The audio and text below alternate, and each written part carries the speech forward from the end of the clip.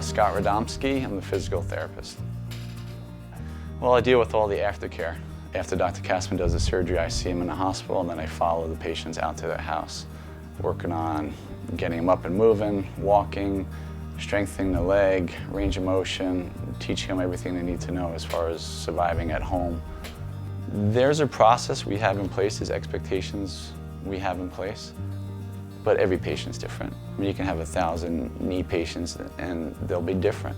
You know, there's no cookbook, hey, do this, it'll work. We individualize it for each person. There's some people that come down that have a bad foot with a bad knee, or a bad back with a bad hip, you know, so you're always constantly working around things and modifying it for each individual. And that's what we do with our program. When they go home, we give them a lot of exercises, but we gear it towards some of their other issues too. So usually, like I said, they're in the hospital a day, maybe 2 days. Whenever they leave the hospital, I go out the next day to see them. We get them started on an exercise program. I give them a custom exercise booklet that I go through and we update it each time I see them. So usually they get about 3 visits worth of therapy.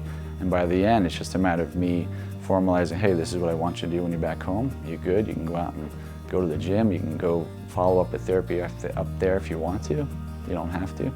You know, so a lot of times, you know, they go home with a pretty comprehensive exercise program that they can just continue at their health club or even in their home, and it's fine. I think it's half and half. I think some people expect more, but I think a lot of them are shocked by how well they do. I think they really don't believe you until they see the results. I'll see a patient the day after surgery and say, hey, a week from now you'll be walking without anything. You'll be getting on your plane and going home. And they're like, there's no way, there's no way. A week after, they're like, man, you were right. You know, so a lot of times once they see how well it works and how well they do, they become believers pretty quick. And a lot of it is, it's a mental thing. You know, sometimes it just overwhelms them. They don't come in, they come in thinking, I'm not sure if I should do this. You got to be committed to it. You know, you have to, the best people that do well are people that come in and say, you know what, it's going to hurt, I'm ready to do this, let's get going, give me my life back. Those are the ones that do well. I mean, my years of doing this, have you had people that, yeah, and you can just tell, a lot of it is their persona. You know, oh, I can't do this. You can just tell the people that are going to struggle. They're not the people that are going to say, you know, I'm just going to meet it head on. I need to get through this, you know. So a lot of it is mental.